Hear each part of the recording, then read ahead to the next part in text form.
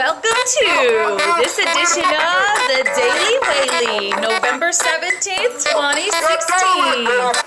Join me as we investigate our third pattern of American history that predicted the election of Donald Trump. Quick little recap of the patterns we've discussed so far. The first pattern we talked about in video number 1 was about how people make different political decisions when they feel financially insecure. Pattern number 2 that was discussed in my November 14th video was the fact that when the pendulum is pulled far one direction, whether it be... Did somebody say One Direction? I love One Direction! Pulled far one direction, we see that it gets pulled drastically the other. So Obama and the liberal agenda pulled it far left, and we see a backlash towards the right. And today, we will shine the light on pattern number 3. All right, so here we go. During the primaries, everyone thought that Trump was going to lose support when he would make offensive statements. His campaign ran on the promise that he was going to make America great again, which everyone I think knows. In the same breath, then, he would state that he was going to ban all Muslims and put a stop to any Syrian refugees coming to America. The implication then was that America would be great again once these groups were no longer here. Millions of Americans were shocked, disgusted, and fearful about these statements. And cries of racism and xenophobia were made on network news magazines, and across the web. However, Trump continued to rise in the polls, proving that a large section of our society identified with and agreed with his message. So today we will look at why were people so willing to support these messages of Trump. We will be investigating the pattern of nativism throughout American history.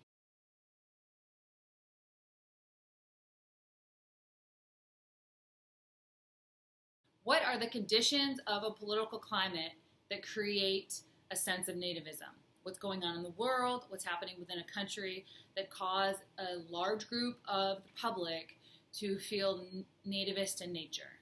So we are looking at a very complex issue and a very divisive election.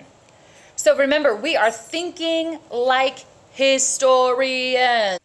It is imperative that we take out the emotion and put on our history cap.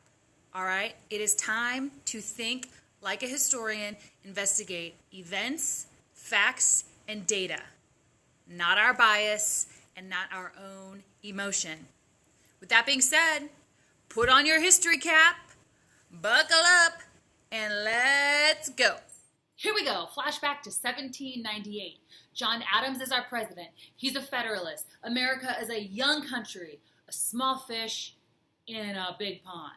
All right. The Constitution had only been signed 11 years prior to 1798. There you go. Practice those math skills. Yep, you got it.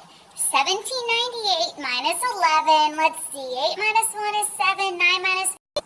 The Declaration of Independence was signed in 1776.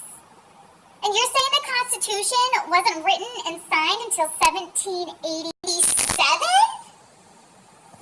What? I'm confused. I'm very bad at history. Yes. If you are one of my A-Push kids who just asked that question, this is a sad day for me. If you're someone who hasn't had history since high school, well, that's why I'm here.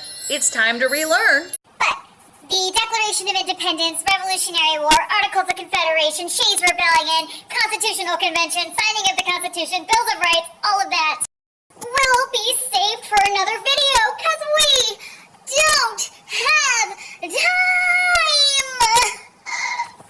So John Adams is president in 1798, and he is part of the Federalist Party. The Alien and Sedition Acts were signed into law by President Adams and Federalists who controlled Congress in 1798 as America prepared for war with the French. The Alien and Sedition Acts were a series of 4 laws that did the following. Number 1, increase the residency requirement for becoming an American citizen from 5 years to 14 years. It authorized the president to imprison or deport aliens considered dangerous to the peace and safety of the United States, and it restricted speech that was critical of the government. These acts limited the rights set forth in the Bill of Rights. And it is crazy that John Adams would sign a bill into law that limited the rights granted to people within the Bill of Rights. It's crazy because he was one of the main champions of the Bill of Rights being added to the Constitution. Just a little cray-cray there. So how did these acts come to be? What was the political environment in the country at the time? The Alien and Sedition Acts were passed in the wake of the French Revolution. We had entered into a quasi-war with France, and Americans were afraid. John Adams sent diplomats to France to smooth over these bad feelings between the two countries. But 3 French representatives, who dubbed themselves X, Y, and Z, met secretly with the U.S. diplomats, and they demanded $10 million in bribes to the French government to just start negotiations. When American diplomats refused, Mr. X threatened the U.S. with the power and violence of France. Wait, what? X, Y, Z, and who? I'm confused. Gotta hate history. Never you fear, Whaley is here to give you the Cliff Note version. Quasi-war with France, diplomats sent to smooth things over, French officials demanded money. American diplomats said, "Oh no you didn't!" And then French officials basically threatened to destroy America. End scene.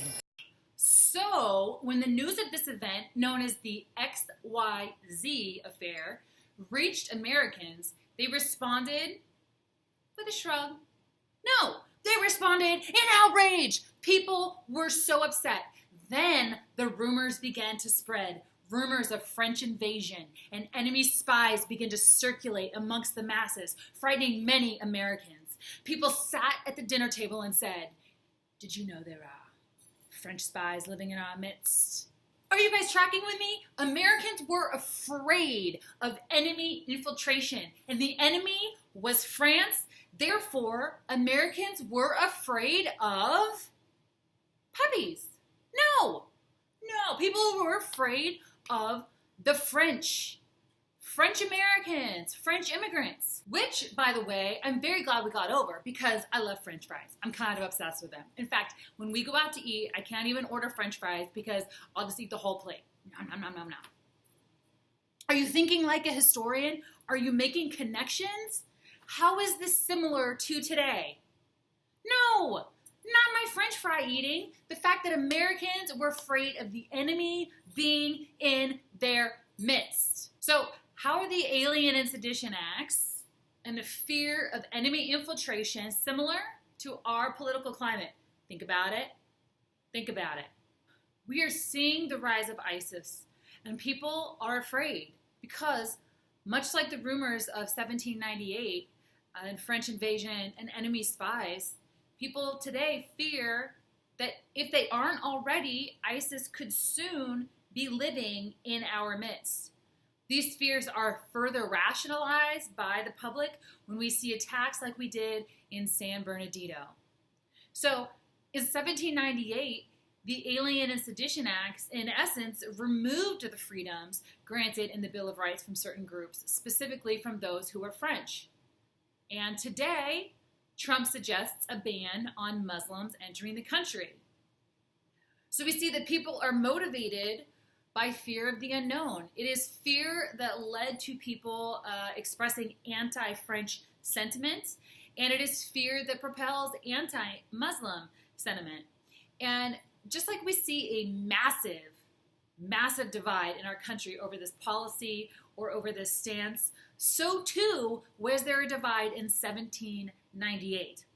John Adams and the Federalist Party they were for the Alien and Sedition Acts, but the Democratic Republicans, led by Thomas Jefferson, were adamantly opposed to them.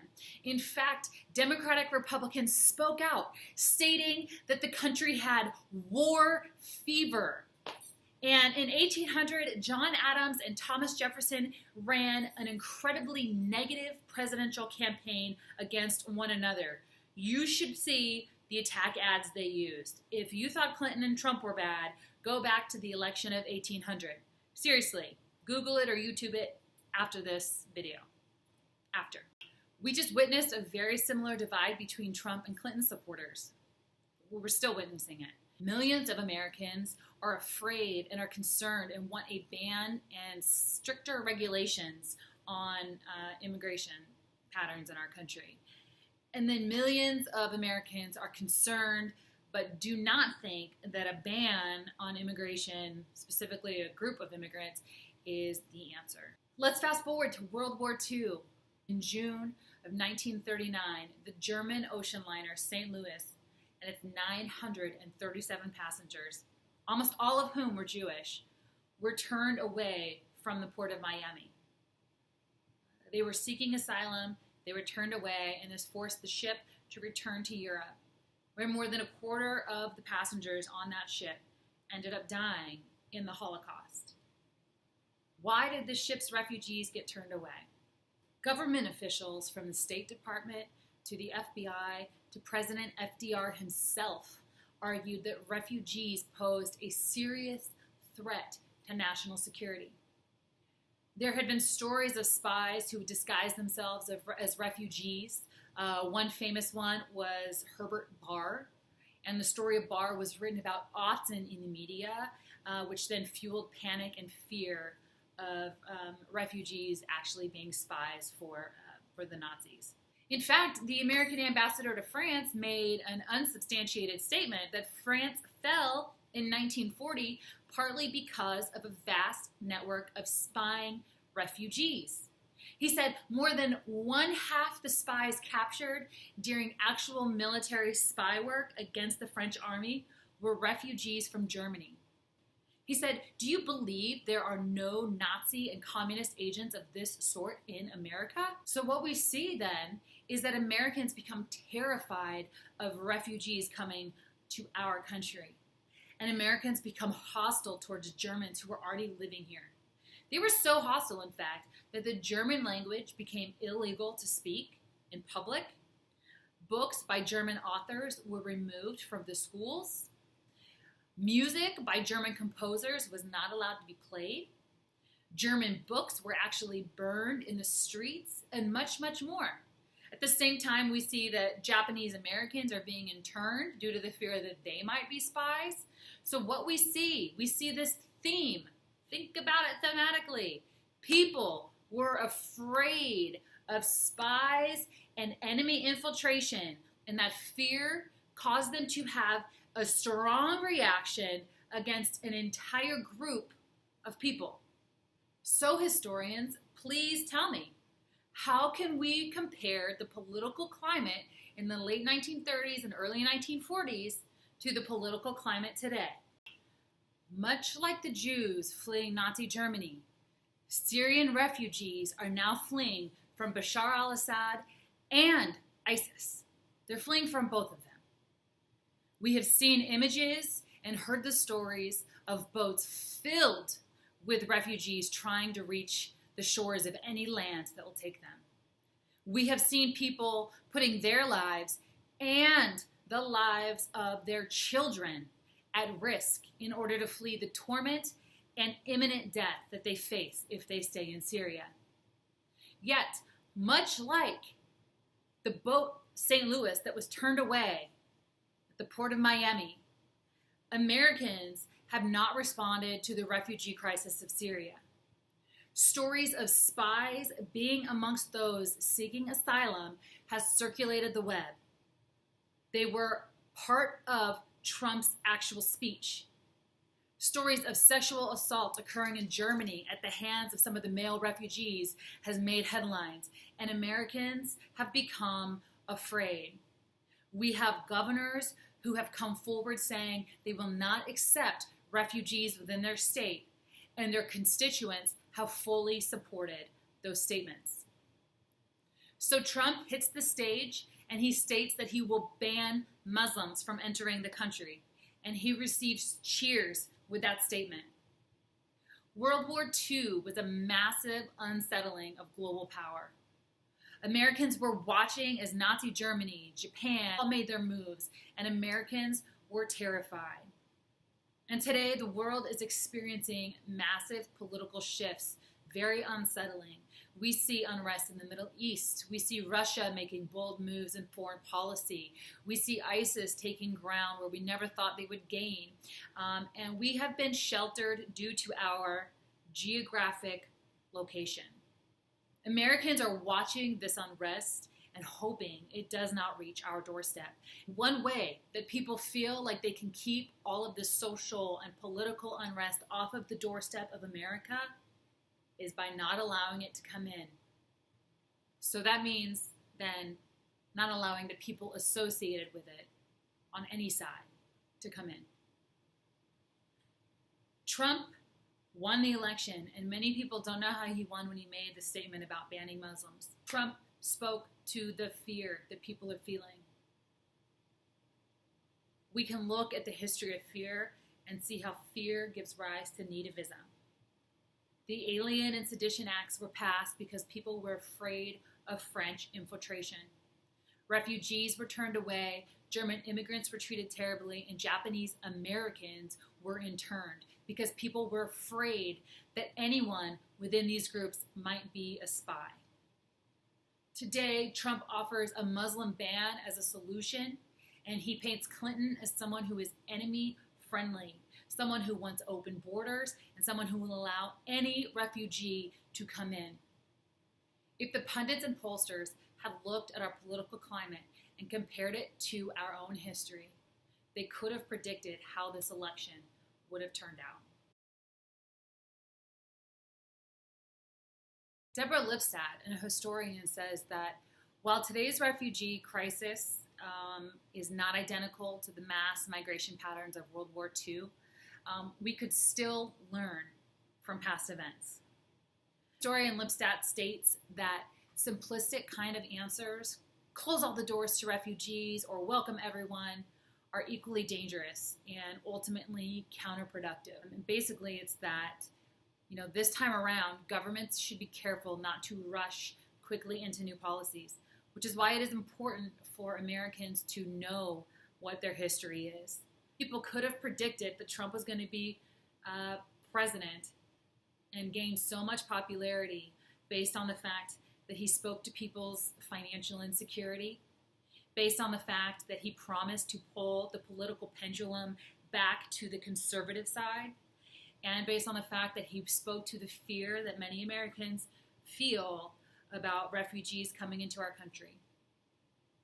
And with that, I would like to leave you with a quote from my man, Honest Abe. He said, "I have always found that mercy bears richer fruits than strict justice." As we go through this divisive political climate that we find ourselves in today, please remember to listen with empathy, even if you don't agree with the person you're listening to, and to respond in kindness to your fellow man.